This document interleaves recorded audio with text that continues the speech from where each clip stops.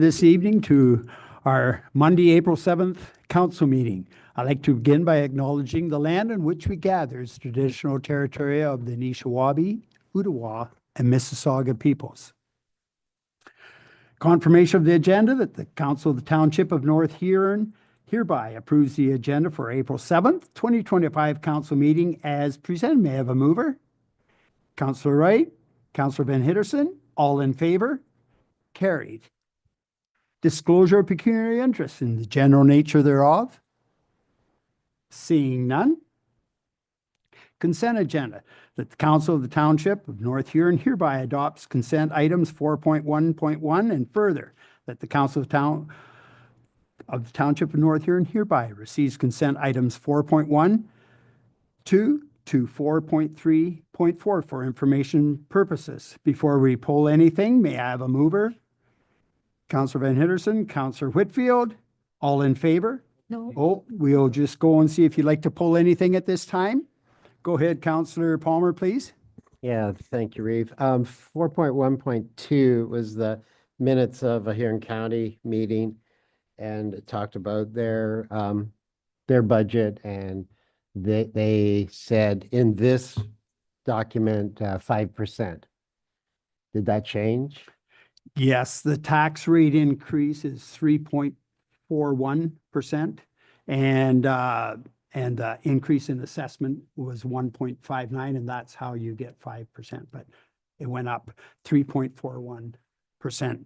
Thank you. Anything else? Go ahead, Councillor Van Hitterson, please.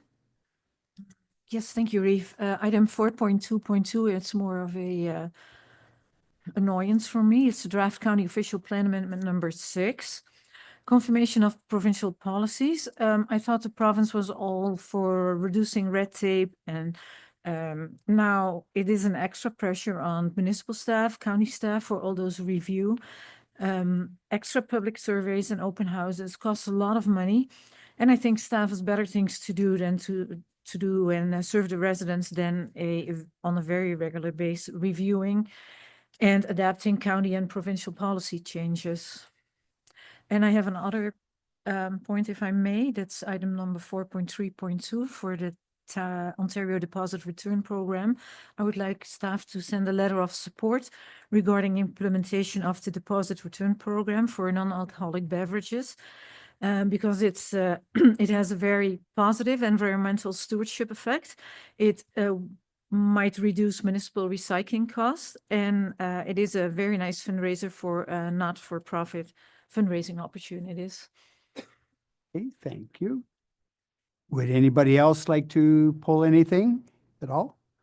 I just have one question here, and I guess it'd be for Councillor Van Hitterson. On the police budget, it shows that we're down about 3,000 hours from 2023 to 2024. Is that going to have an effect on our costs? Like, that's a lot of man hours. Yeah, what item are you talking about? Is it what number on the? Oh, let's ask me those questions. 4.3.3. Yeah. 4.3.3.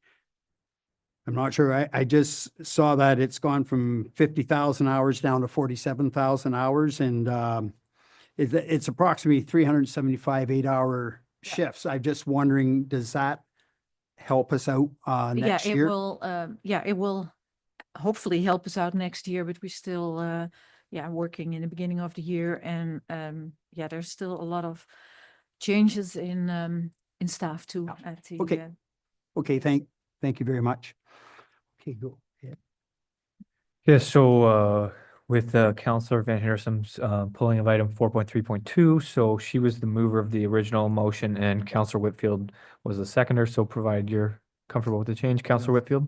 Yep, so then your new motion would be that the Council of the Township of North Huron hereby adopts consent item 4.1.1, and further that the Council of the Township of North Huron hereby receives consent items 4.1.2 to 4.3.4 exclusive of 4.3.2 for information purposes. I have You got a mover and seconder. All in favor? Carried. And then your second motion is that the Council of the Township of North Huron hereby directs staff to send a letter of support for agenda item 4.3.2. You have Councillor Van Hitterson as a mover. Need a seconder? Councillor Whitfield. All in favor? Carried. Public meetings, hearings, and delegations. Tonight we have Scott Gowan of Viola Water, and he's got a presentation for us. So I'm going to let him present it to us, and then afterwards we'll have questions from members, please. Go ahead, Scott.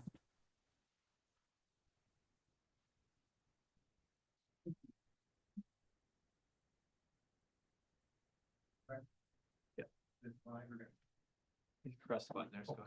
Oh, thank you. Yeah. Yeah, good evening, everyone. Like the Reeve said, I'm Scott Gowan, project manager with Veolia Water. And yeah, tonight I'm going to present on the water and wastewater activities for 2024. All right, so I'm going to start in the water with the maintenance there. So for both Blythe and Wingham, we have our preventative maintenance program. It's a computerized program for all of our routine regular maintenance. So all of that was performed in 2024. In addition to that, in Wingham Water, we installed some new GFCI outlets at the well house. We installed a new transformer and thermostat louvers for the generator system at the Wingham well house. For Blythe Water, we did some chemical pump repairs, some phase fault repairs, installed a new level sensor for the reservoir there, and upgraded some old wiring. We also had a gable installed above the entrance there. There was a lot of snow and ice risk to the operators there. So we got that installed as a bit of a safety improvement to protect staff. Moving on to the comparison of the water use versus our limits. So peak flows for well 3 in Wingham in 2024 were about 19% for well 3, and well 4, they were about 21%.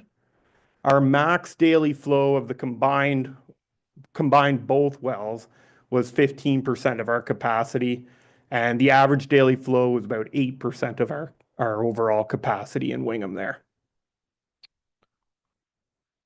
For Blythe, well 1, we were at about 52% of our capacity, well 2, 28%, and well 5, about 35%.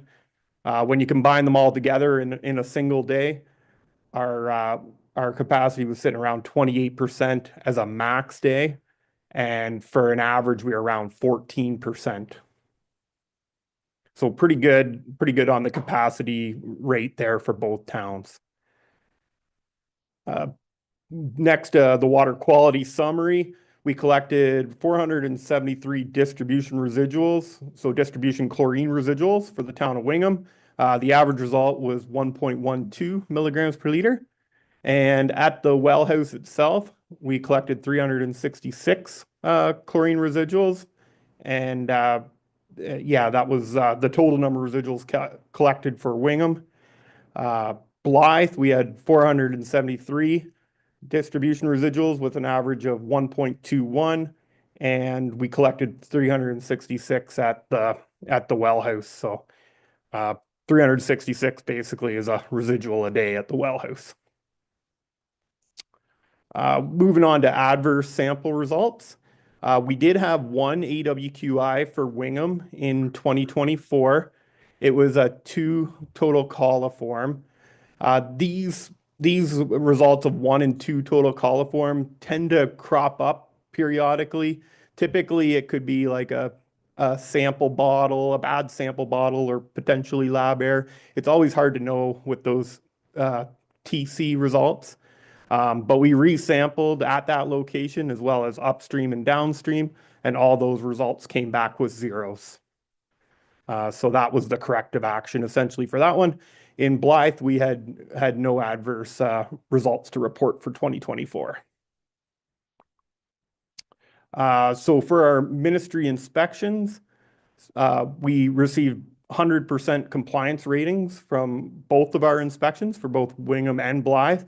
And that was the 3rd consecutive year where we've been at 100% compliance, both as an owner and an operator for those systems. So that's a good trend to see. Gonna shift gears now into the wastewater end of things. So once again, we have our preventative maintenance program. It's a computerized program. Some highlights for Wingham wastewater. I guess the main one would be that we put into service there the new Hutton Heights sewage pumping station. So it's up and going now. It's not on the list, but we had a couple of other things. We had the sludge hauled from the storage lagoons, and we had one of our aeration basins cleaned out that had quite a bit of material built up in the bottom. So that was nice to get knocked off this year. For Blythe, we had our routine maintenance again. We had some clarifier tank arm replacements and weir repairs. We installed some remote monitoring at the Blythe sewage pumping station, which is helpful for our heavy rain events like we had last weekend there. We replaced some valves on the filters and installed a new sample station for our final effluent. So looking at our capacity here, so starting with Wingham, the daily annual average flow, we were at about 1749 was our daily average versus our limit of 3,400. Our peak flow was up above the limit. It was at 5,327, but that's not abnormal for Wingham. We do have some storage lagoons that help flatten out those peaks for us, so it didn't really affect operations or effluent quality all that much. So for Blythe, our average flow was 476 versus our rated average flow of 730. So within there, our max peak flow was 1,520, which is a little under the capacity of 2,730.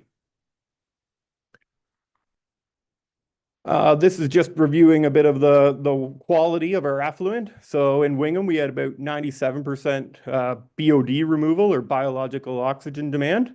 And that's basically the strength of the wastewater. So we are removing that strength at a clip around 97%.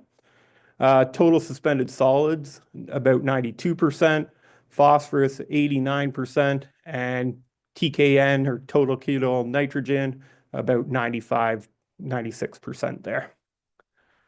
For Blythe, we had 98% on the BOD, 93% on total suspended solids, 96 on phosphorus removal, and 96% on TKN or total ketone nitrogen as well.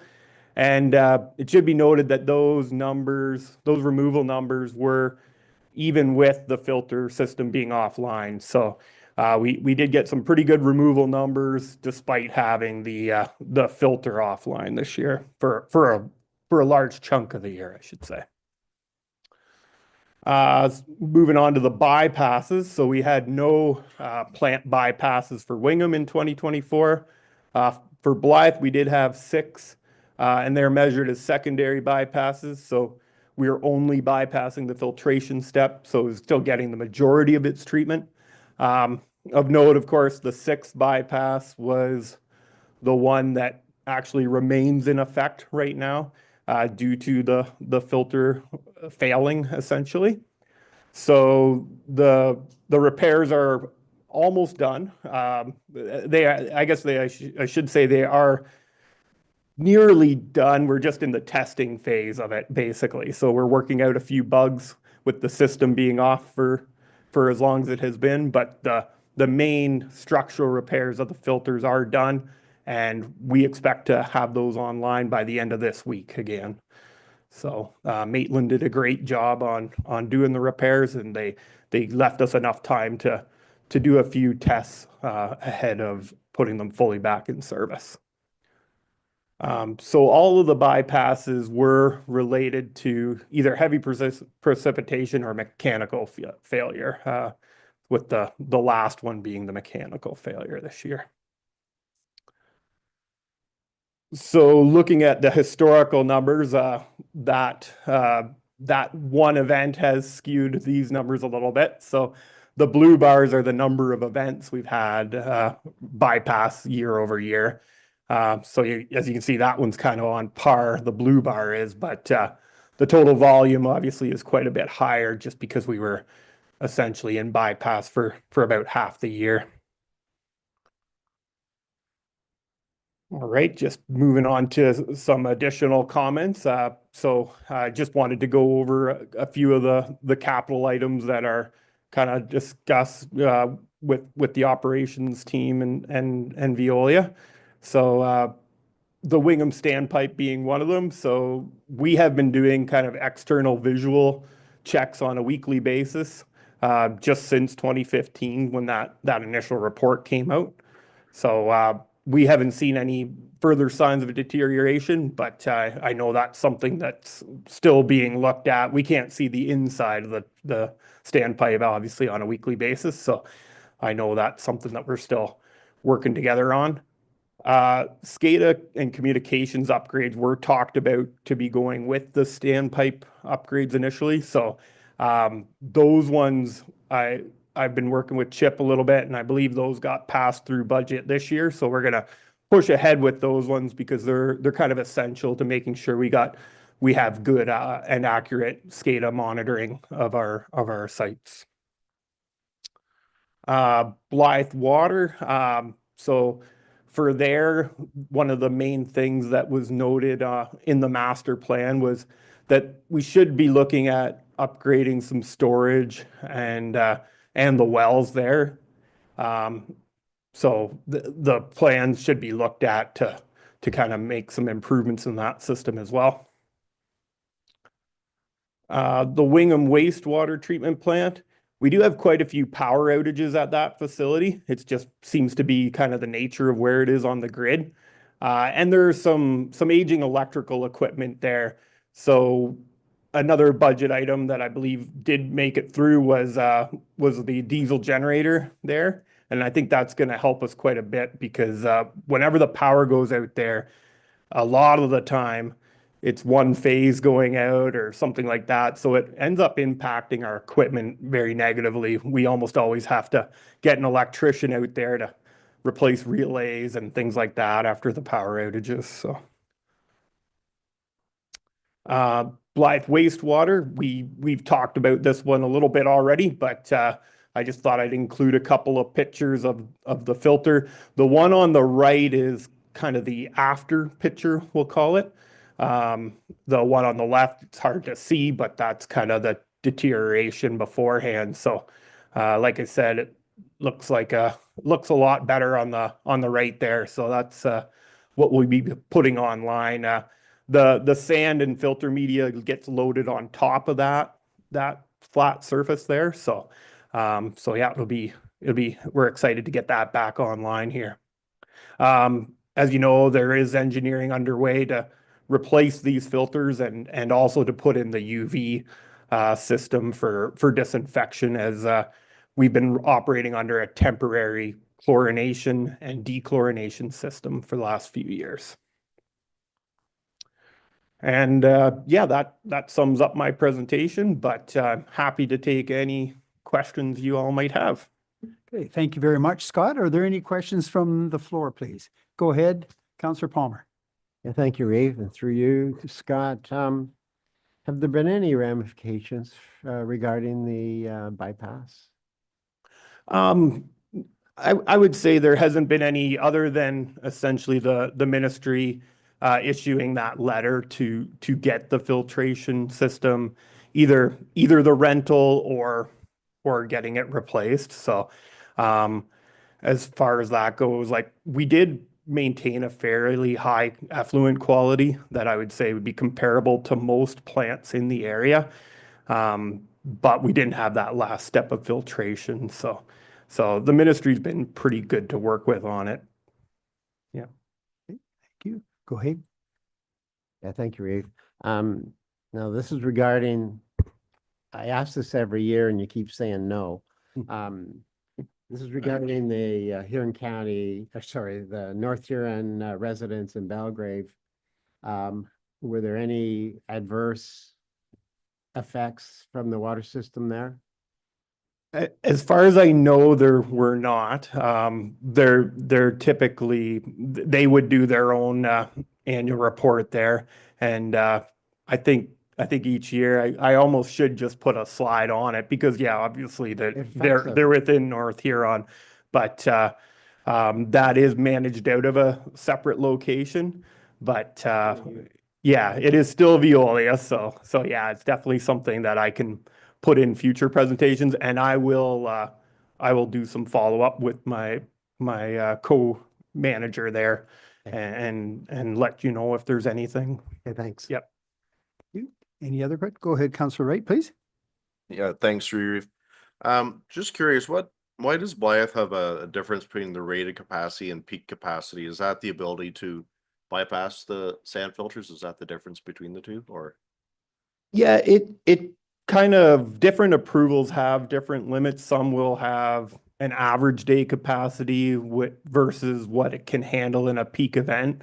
So they might allow you to go up to that peak amount, but at the end of the day, if you're at that peak amount all the time, they're gonna say, you know, you should really be under that average on a more consistent basis. So it's just it likely is related to the filters in this case.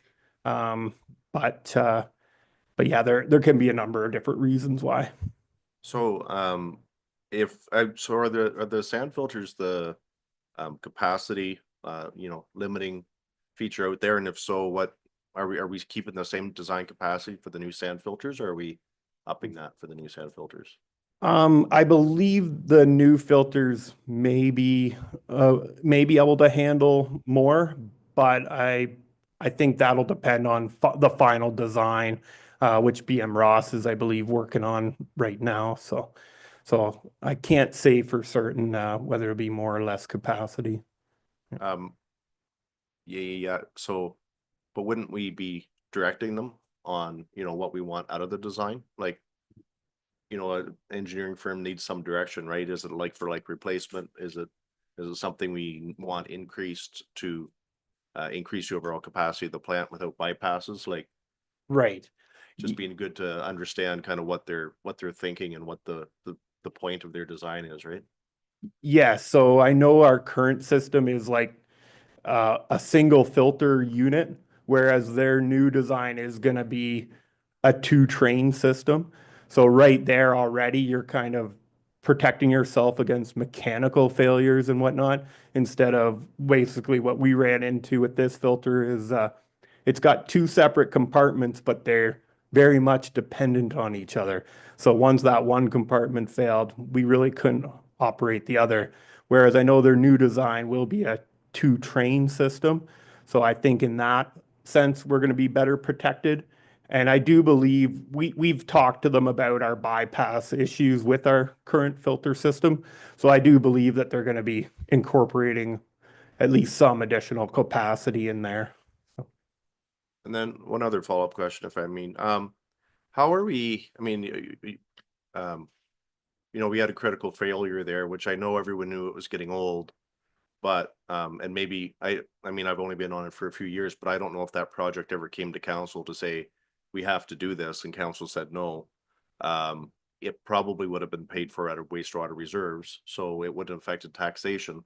So I don't think council would have said no. So how do we, how do we learn from this and prevent it from happening? Because thank goodness we're not renting a sand filter trailer out there. That would have been really expensive, but even the repair is kind of money that's wasted, right? So any ideas about how, I don't know if it's a difference in the engineering inspections we have done, or just wonder if you have any thoughts about how we could prevent critical failures like this from reoccurring. Sure. Yeah. And to be honest, that is kind of why this year I added a few slides at the end to kind of talk about capital a little bit more, just to make sure it was front of mind. Because you are right. Like, I think it wasn't a big surprise probably to anyone when the filters went, because I know Brussels had a similar issues about 10 years prior, and it was the same age of facility. So I do know it was something we were talking about already, and actually I think the EA process was possibly even started prior to the failure. But obviously sooner would have been better in this case for sure. So yeah, it's something that we're gonna continue to work with the operations staff on and identify any things like this in our monthly and annual meetings and make sure it makes it up the chain. Thank you. Deputy Reeve, please. Thank you. Through you, Reeve. The last Veolia contract included the meter reading for the different wards. And now that we've gone to a flat rate, I'm just curious, does that portion of the contract have to be revisited, or are we locked into until the next negotiation on contract on that? It is something that could be revisited, certainly. There is different things like say the Hutton Heights development as well that wasn't necessarily in the previous contract. So, but that is something we could look at. Yeah, at Because it's a service we're no longer requiring, but we're still paying for it through the contract. Just yeah, and very much so. And the reason why I bring up Hutton Heights is that's a site that wasn't in that contract and that, but it is certainly something that we can talk about for sure. thank you. Okay, thank you. Any other questions from anyone? I just have one, Scott. It says to drill a new well on Teal Street. We're looking at that when we're on our little bus trip there. And so where would that well go? Just curious. Yeah, and that's a good question. It may be that you would look at putting it in a different location entirely, because that location is fairly close to the stream and the floodplain and whatnot there. So it would maybe be more of a investigate alternatives to that location might be the way to go. But there is a lot of infrastructure out there already. So it's probably a larger conversation to be had with the engineering firm. No, thank you. Go ahead, Councillor Wright, please. Yeah, thanks. Through Reeve, that reminds me of a question I forgot. Thanks. What is the rationale behind recommending a replacement well at Blythe? It seems like with just, even if there's a problem with that one well, it seems like with the two remaining wells, we would have still lots of capacity. So just curious about that. Yeah, so it is more related to the age of those two wells, well 1 and 2 at Dual Street. I believe they are older wells, and I'd have to look again at the master plan essentially, but they had identified those wells as being on the older side. Well 5 obviously is quite a bit newer, but that would probably be the rationale there. Okay, so you might actually retire 2 wells and replace them with 1. You likely could in this case, yes. Yeah. Thank you. Thank you, Reeve. You were saying the sludge was hauled from the lagoon. Is that for a cost recovery base, or do we have some profit from that? Unfortunately, there is no profit from that at this stage. It is something that comes up quite frequently, but I am not aware of any municipalities in this area that have been able to make a profit from the sludge. Okay, thank you.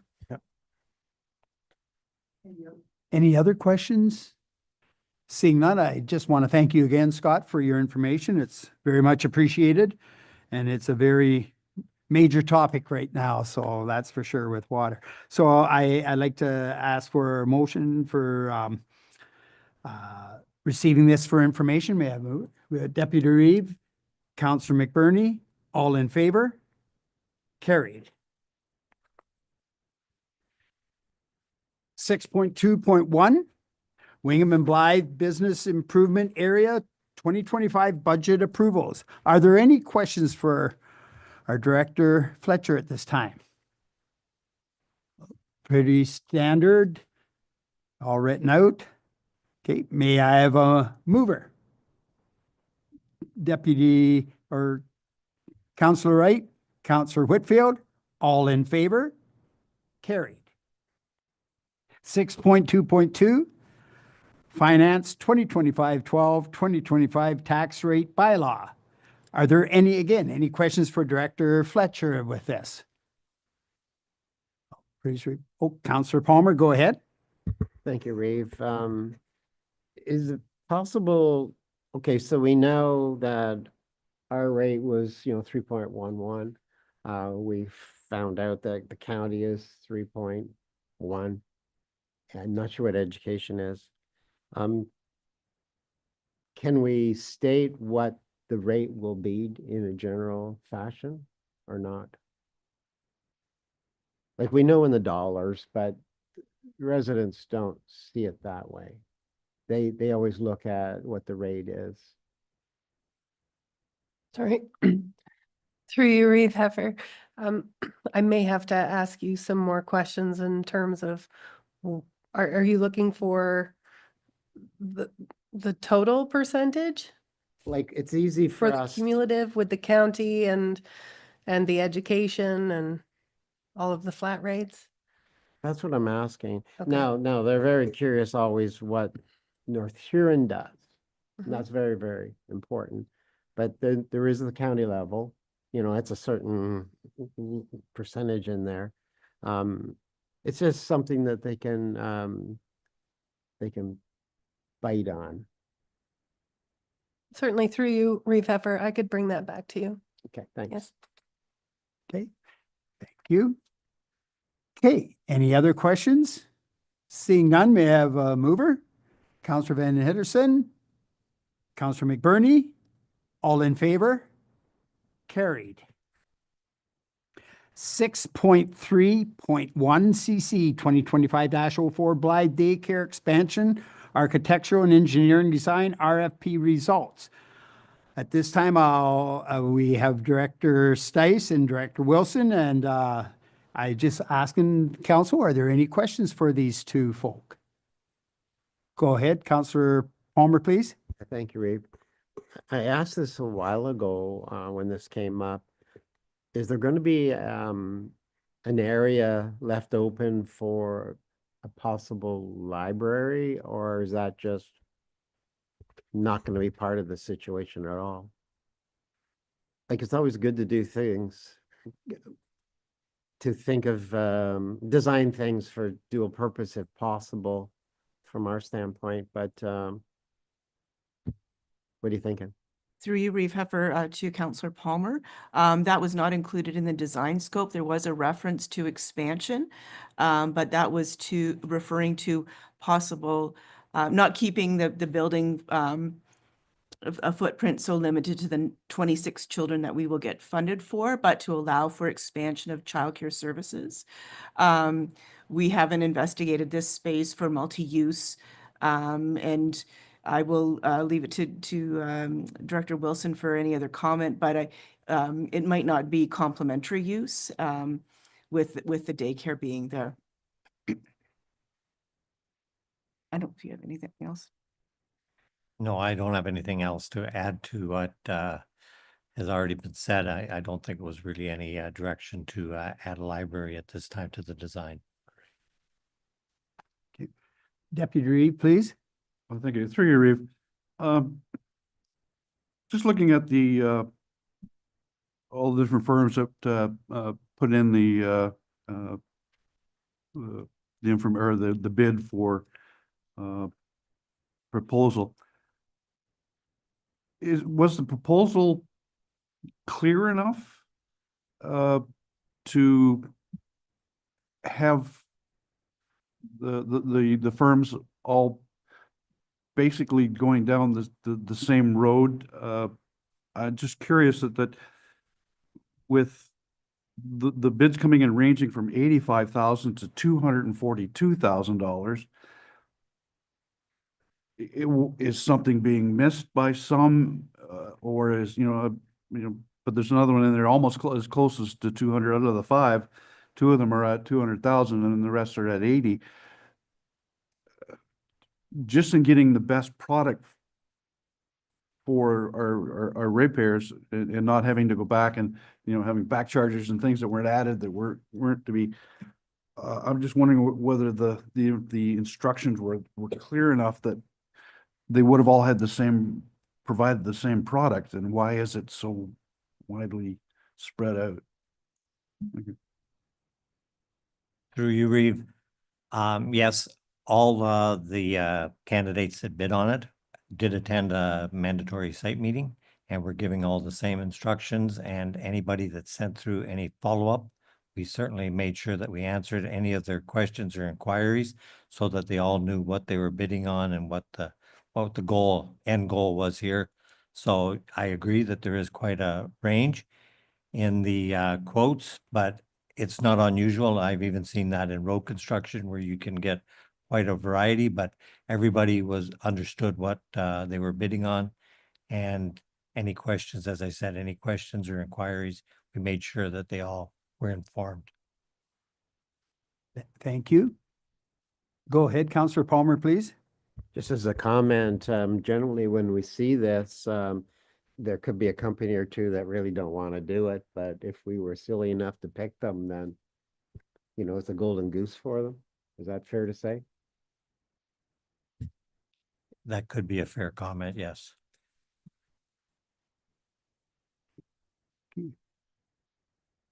Okay, so any other questions at this time? At this time, we have staff recommend motion here at this time. May I have a mover? Councillor Palmer, Councillor Van Hitterson.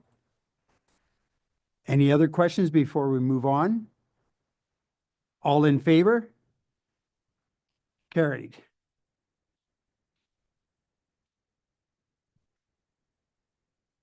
Six 4.1, Public Works 2025-12 calcium chloride tender results. That the counts, are there any questions here for Director Wilson? Well, it's pretty straightforward. We get this pretty well every other year, and so if no questions, I'll ask for a mover. Councillor Palmer, Councillor Van Hitterson, all in favor? Carried.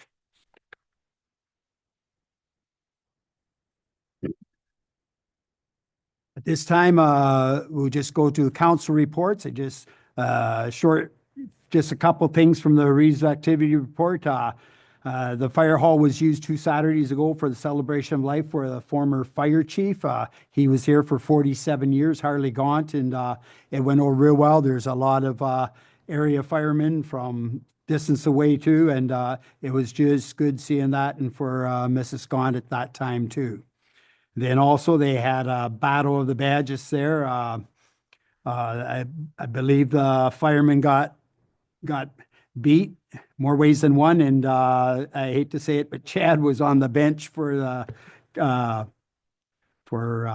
coaching them too. So, but that's all right. Somebody had to lose.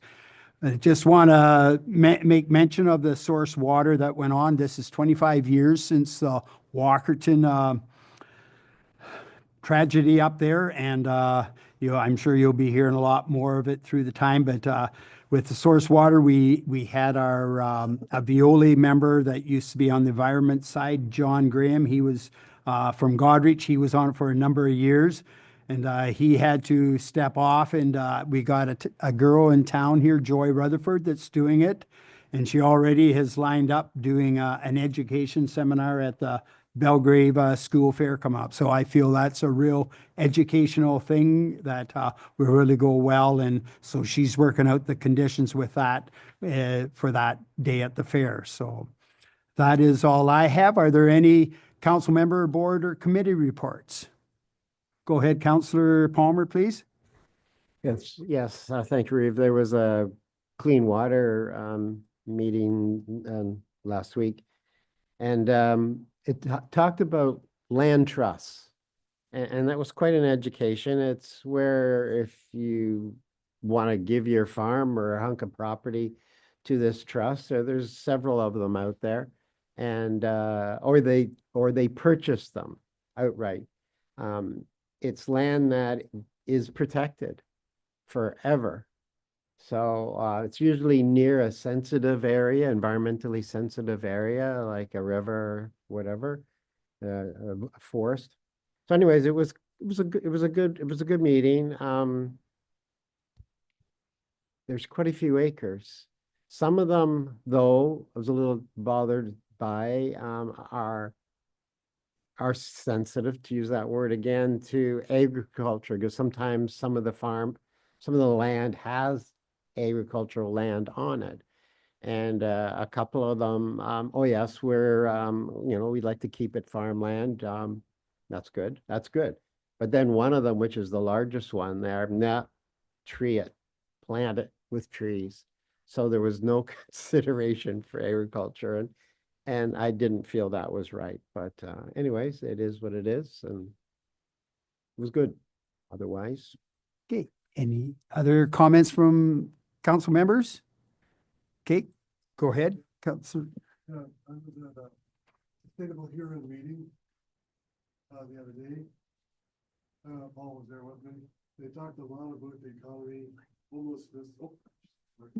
They talked about homelessness, the economy, grants and stuff for building houses and everything. I guess Goderich already has a building for 40 geared to income facilities. I think they said Exeter had one for 60 homes. And like they talked about climate change, grants for fixing your house up with your ground source heat pumps, try to reduce the gasoline and natural gas and everything that are being used. Grants for that, grants for home repairs to make them a little more efficient. There quite a bit of talk about all that. The economy, the climate change, a lot of talk on everything, but there isn't a great amount that's just happening with that at the present time with grants and everything for this. But everything is, they're pushing for grants, government money to come down for this stuff. Like, there's lots of people out there chasing after the money to do these things. But that was about it. Okay, thank you. Okay, seeing no other comments, are there any notice of motion? Seeing none. Bylaws, bylaw number 25-2025, transfer payment agreement for Senior Active Living Centers Program, or SALC. May I have a mover? Councillor Palmer, seconder. Councillor Wright, all in favor? Carried. Bylaw number 26-2025, tax rate bylaw. May I have a mover? Councillor McBurney, Deputy Reeve, all in favor? Carried. Item 10, next meetings will be here Tuesday, April 22nd at 6 p.m. again here in the chambers. Next Wingham BIA board meeting will be held on Thursday, April 17th, 2025 at 6:30, Hot Stove Lounge here at the complex. And the next Blythe BIA board meeting will be held on Thursday, April 24th, 2025 at 8 a.m., first floor meeting room of the Blythe Industry Community Center. Are there any other announcements? Seeing none. Other business, 11.1. I'll turn it over to Councillor Wright, please. Yes, thanks, Reeve. So yeah, this request for staff to do a report. Again, there were some pretty significant fee increases to rec and fitness programming in 2023. So just looking to have a report done up on it, understanding how it affected our bottom line and also the the impact we had with regards to memberships at the complex. Okay. So where do you go with it? Where are you looking for a second? Do I have a seconder? Councillor Palmer? All in favor? Carried. 11.2. Councillor Wright again, I'll turn it over to you, please. Yes, thanks, Reeve. First of all, I'd like to propose a minor amendment so that it looks at cost recovery options for fitness and recreational programming. And the purpose of this notice of motion is really just to give staff to look at opportunities to have more flexibility when they're creating new programs. Right now, each program has to be standalone, self-sustaining with regards to cost recovery. I think it's tough to get new programs up and running and be full cost recovery right away, because it normally takes a little while to build membership. So the idea is allowing, well, I'll let staff come back with the options, but potentially, allowing some programs to initially run at, say, 75 or 80% programming, and then, allow them to build a bit and, cancel them if they're not self-sustaining, or potentially look at multiple recreational programs together and just ensure that together they're self-sustaining. So you may have some of the extra attendance that's offsetting to some of the rec program that's not. But anyways, I don't want to do staff's work for them. They'll do a better job than I could. That's the idea of just them doing a report to come up with some other options, so it's not just so cut and dried program by program, because I think that really restricts new programs getting up and off the ground. Thank you. May I have a mover? Oh, question, go ahead. Through you, just curious if that would also include looking at cross-border support in that same context as looking for ways of generating income. It hasn't been looked at for quite some time, whether that could be under, or that would be in the envelope of that or not. Just a question. Go ahead. Yeah, through your worship, to answer Deputy Faulkner's question, the way the motion's written right now, I don't see why it couldn't, right? To look at different cost recovery options is really includes the full gamut of any way we would recover the cost for those programs. So I wouldn't exclude it, and but I would say if council is specifically looking for that, it might be a good thing to communicate to Director Stice in advance of that report, so that we know exactly what council's looking for. So maybe I'll go back to Councillor Wright and just. Yeah, so potentially we should just add that as an amendment, right? So look at different cost recovery options for fitness and recreational programming, including cross-border support opportunities.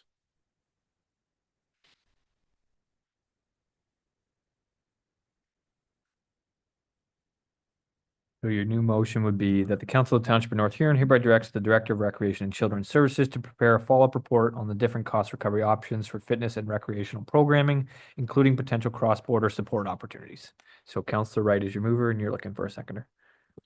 Okay, there's another question down here. Councillor Palmer, Thank please. you, Reeve. I'm just trying to understand what you're saying. Like, is it just thinking outside the box for support that way, or is it wanting to change the fees for cross-border? Like, we've been there before and that didn't work. So I just needed an explanation, that's all. Through you, Reeve. Yes, the cross-border support for many years was under a Schedule F in our budgeting. And it's gone by the wayside, and what was left in its replace was just an informal request platform for any support from neighboring municipalities for supporting our recs and recreation. Nothing is in a formal contract or commitment, or it's left from year to year to just be our best guess. Not being able to budget for it or allocate it or include it, or to know from one year to the next. I was just curious as to if we're going to be looking into the funding for programs that are above 40% being utilized by out of township participants. I was just curious as to whether that would be, if we could look into that at the same time. It was just a more of an information gathering and a possibility of in the future of sitting down and negotiating that with our cross-border municipalities that we deal with. It's just that we have nothing to go by and no contract and no idea what those amounts are, but we know what our costs are. And if we're going to have a motion to direct staff to look at how how ourselves can manage participation, I just thought it would be convenient to add that to that motion. So, is that it? Okay, yep. Counselor Palmer again, please. Yeah, thank you, Reeve. Yeah, that may be a nice exercise, but judging by history, our one neighbor has supported us to their will what they feel we should get, and we're happy to receive it. I'm not sure what the figure was this year from MT, but it was decent enough from what I understand. But our neighbors to the south, no, or to the west, no. So, you know, I'm grateful for what we do get. And to be told, we might hit headwinds if we, you know, tell neighbors what they should get, because we tried that too, and that didn't work.